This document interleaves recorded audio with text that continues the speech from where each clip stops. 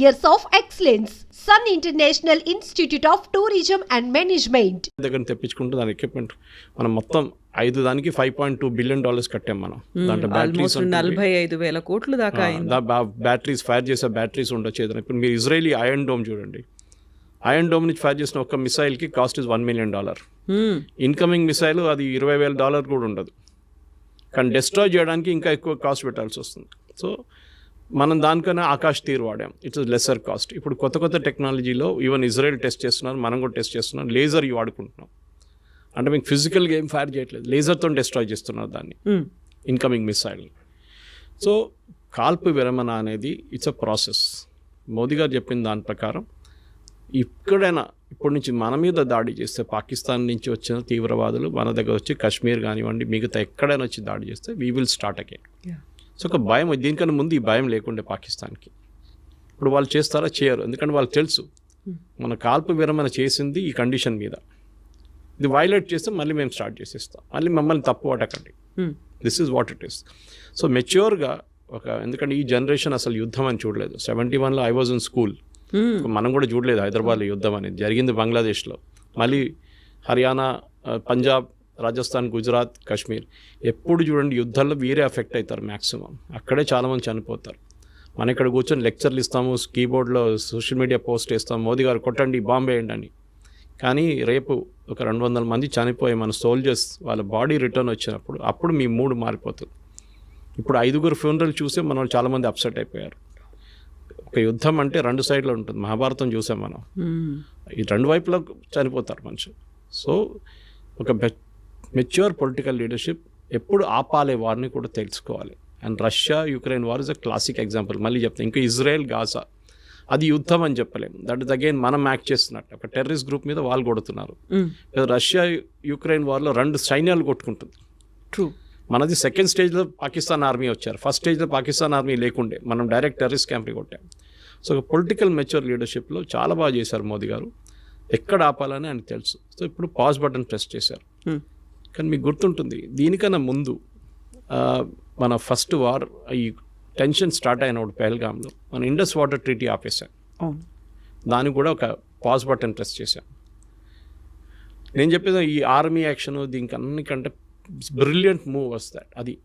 ఎందుకంటే దాంతో పాకిస్తాన్ మొత్తం సత్యనాశ అయిపోతుంది, కంప్లీట్గా ఫినిష్ అయిపోతుంది. వాళ్ళకు ఒక పంట ఆల్రెడీ పోయింది, ఇంకో పంట ఎప్పుడు పోతుందో తెలియదు. ఎందుకంటే పాకిస్తాన్లో అన్నిటికంటే ఫర్టైల్గా ఏరియా పంజాబ్, పాకిస్తాన్ పంజాబ్. మీకు సింధ్లో కొంచెం ఉంది, కానీ బలూచిస్తాన్ వైపు అసలు మొత్తం డెజర్ట్ లాగా ఉంటుంది. ఇటువైపు ఖైబర్ పఖ్తూన్ఖ్వా అక్కడ కూడా ఎక్కువ ఏం లేదు. సో ఉన్నదంతా ఇక్కడే పంజాబ్లో. పాకిస్తానీ పంజాబ్ చాలా ఫర్టైల్, మన దగ్గర లాగానే, మన పంజాబ్ లాగా.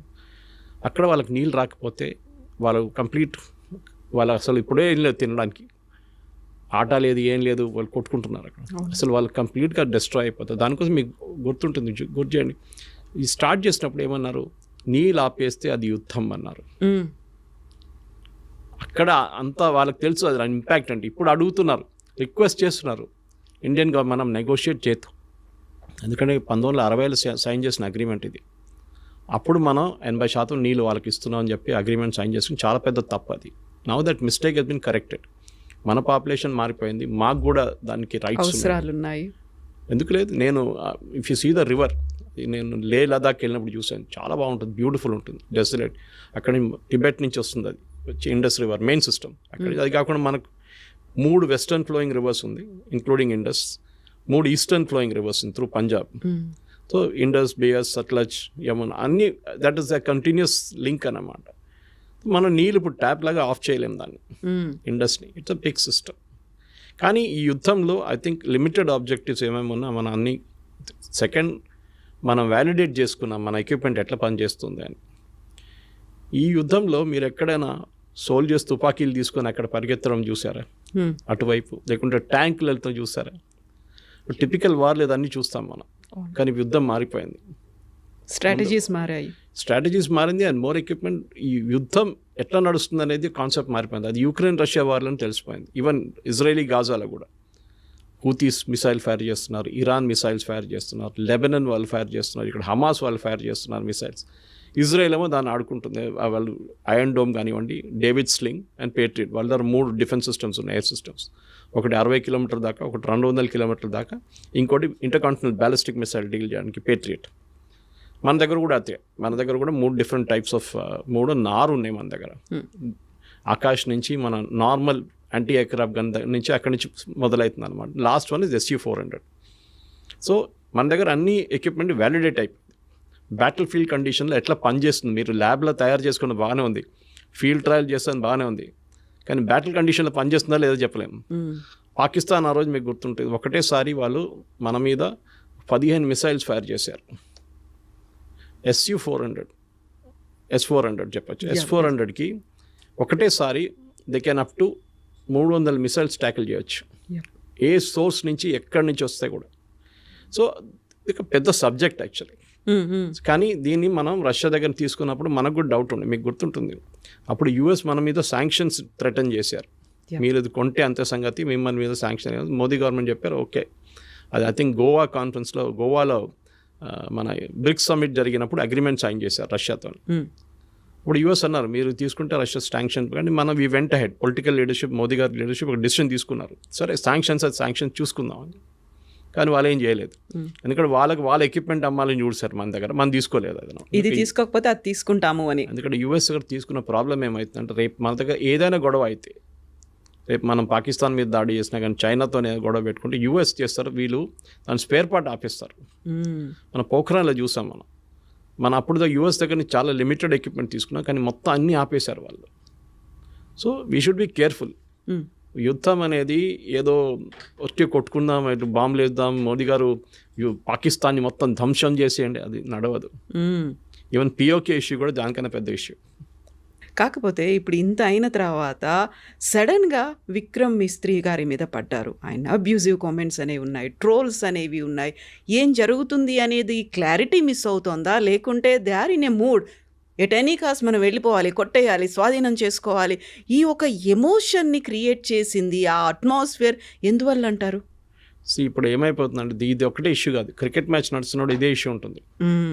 ఒక క్రికెట్ మ్యాచ్ ఓడిపోతే సంగతి అంతే, వీళ్ళందరూ కలిసి ధోని మీదనో కెప్టెన్ ఎవరున్నా విరాట్ కోహ్లీయా లేకుంటే రోహిత్ శర్మ ఇవే పడతారు వీళ్ళందరూ కలిసి. సో మన దగ్గర ప్రాబ్లం ఏంటంటే, నేను చెప్పాను కదండి, మన దగ్గర డ్రాయింగ్ రూమ్లో కూర్చొని IPL చూసుకుంటా ధోని దగ్గర బ్యాటింగ్ ఎట్లా చేయాలని చెప్తారు మన వాళ్ళు. True, they are all expert. ఒక వీక్ బడ్జెట్ వచ్చినప్పుడు అందరు బడ్జెట్ ఎక్స్పర్ట్స్, ఫైనాన్స్ ఎక్స్పర్ట్స్ అయిపోతారు. క్రికెట్ మొదలైతే అందరు క్రికెట్ ఎక్స్పర్ట్స్ అయిపోతారు.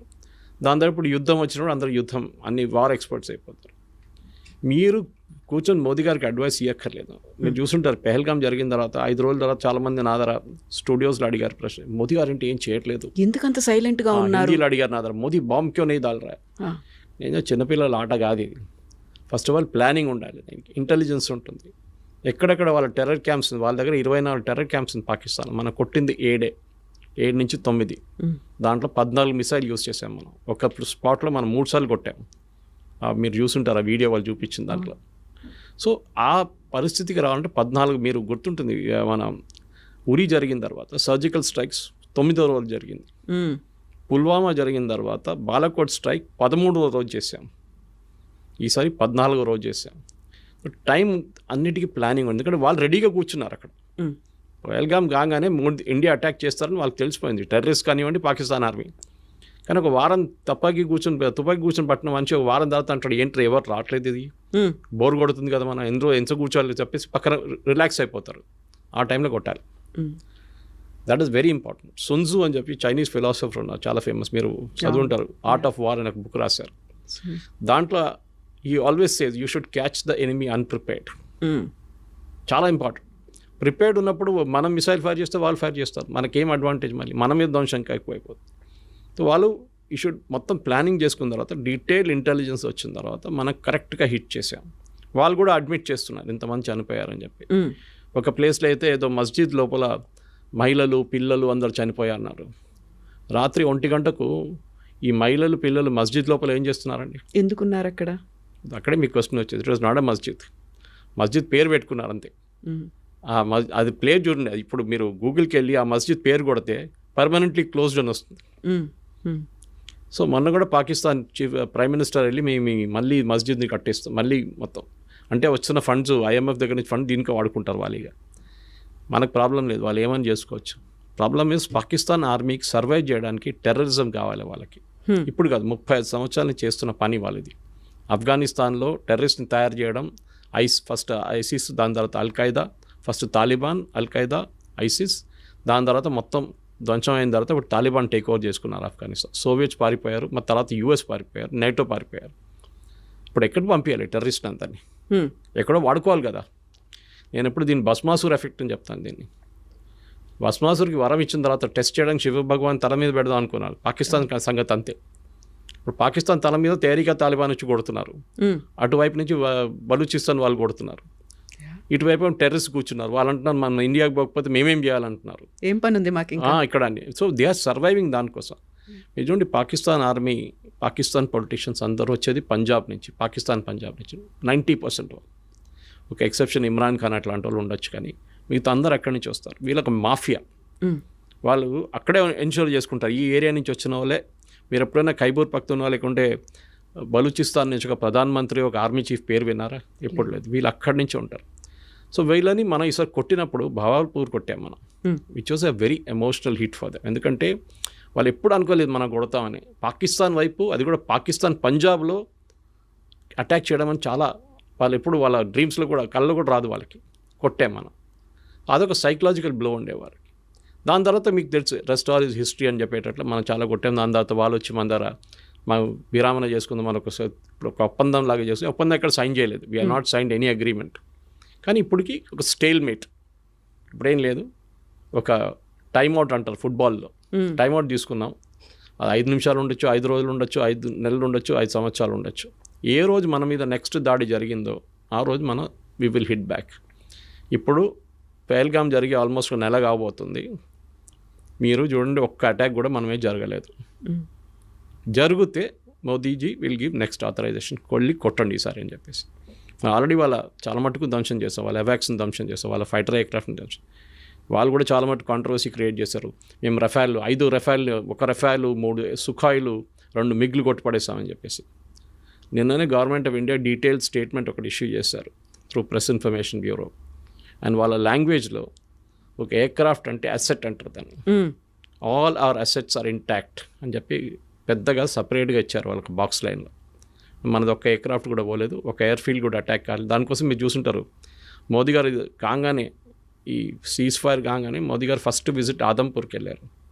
Adampur second biggest air force base మనది. ఎందుకు వెళ్ళారంటే వీళ్ళేం చెప్పారు, మేము ఆదంపూర్ మీద మిసైల్ కొట్టాం పాకిస్తాన్ వాళ్ళు అన్నారు, మొత్తం ధ్వంసం చేసాం, అక్కడ ఉన్న SU-400 ధ్వంసం చేసి అక్కడ ఉన్న ఫైటర్ ఎయిర్క్రాఫ్ట్ అన్నీ పోయిందని. మోదీ గారు వెళ్ళి నిలబడి, ఆప్టిక్స్ అంటారు మన ఇంగ్లీష్లో, లెఫ్ట్ షోల్డర్ మీద SU-400, రైట్లో ఒక మిగ్ నిలబడి ఉంది, MiG-29. That is optics. Modi గారు వచ్చింది ఆయన నార్మల్ ఎయిర్క్రాఫ్ట్లో కాదు, మిలిటరీ ఎయిర్క్రాఫ్ట్లో ల్యాండ్ అయ్యారు. అంటే runways working, systems are working, లేకుంటే ల్యాండ్ గారు. అదే టైంలో Pakistan army chief, Pakistan prime minister మన ఏదో వాళ్ళ బేస్కి వెళ్ళారు, ఎయిర్ ఫోర్స్ బేస్కి వెళ్ళలేదు, ఆర్మీ బేస్కి వెళ్ళారు. అది కూడా ఎట్లా వెళ్ళారు, కార్లో జీప్లో వెళ్ళారు. దట్ మీన్స్ వాళ్ళ దగ్గర ఉన్న ఎయిర్ ఫోర్స్ బేస్ ధ్వంసం అయిపోయింది, అక్కడ ల్యాండ్ చేయలేమని చెప్పి చాలా క్లారిటీ వచ్చేస్తున్నారు అన్నమాట. సో యుద్ధం అనేది మన వాళ్ళు కూడా దే షుడ్ అలౌ పొలిటికల్ ఎస్టాబ్లిష్మెంట్ని వాళ్ళ పని చేయనియండి, వాళ్ళకి తెలిసి ఏం చేయాలని చెప్పి. విక్రమ్ మిస్త్రీ గారి మీద చేసిన దాడి ఐ థింక్ మన దేశంలో ఒక కల్చర్ అయిపోయింది. ఎవరైనా మీ ఒపీనియన్కి వ్యతిరేకంగా ఏమైనా చెప్పారంటే వాళ్ళ మీద ట్రోల్ చేస్తారు. He's only a messenger. ఆయన ఒక స్టేట్మెంట్ తీసుకొచ్చి చెప్పారు అంతే. ఆయన కాదు డిసైడ్ చేసింది, పొలిటికల్ లీడర్షిప్ డిసైడ్ చేశారు. He's a messenger. ఇంగ్లీష్లో అంటారు ఇప్పుడు డోంట్ షూట్ ద మెసెంజర్ అని. మనం చేసిన పని అది. మనం తెలియదు. Of course his daughter uses to represent రోహింగ్యాని రిప్రజెంట్ చేస్తుందంటే అది ఇంకో పొలిటికల్ కేసు, అది సపరేట్. చాలామంది పిల్లలు ఇప్పుడు మన కూతురు కానీ కొడుకులు కానీ వాళ్ళ ఫిలాసఫీ ఉంటుంది వాళ్ళకి, మనం ఆపలేం వాళ్ళని. దాన్ని బట్టి మన పేరెంట్స్ మీద ఎందుకు పడ్డాలి అది. అఫ్కోర్స్ అమ్మాయి మీద దాడి చేస్తారు, చాలా ట్రోల్ చేశారు, ఆమెని మళ్ళీ ఆమె అకౌంట్ ప్రైవేట్ చేసేసింది. కానీ ఇది మెచ్యూరిటీ లేదు. ఇక్కడ కూడా చూపి ఈ సోషల్ మీడియా ప్రాబ్లం ఏంటి, నేను ఎప్పుడు చెప్తుంటాను, మీరు వాట్సాప్లో ఒక మెసేజ్కి 10 రూపాయలు అనే కండిషన్ పెట్టండి, రేపటి నుంచి మొత్తం వాట్సాప్ మెసేజ్లు బంద్ అయిపోతాయి అన్నీ.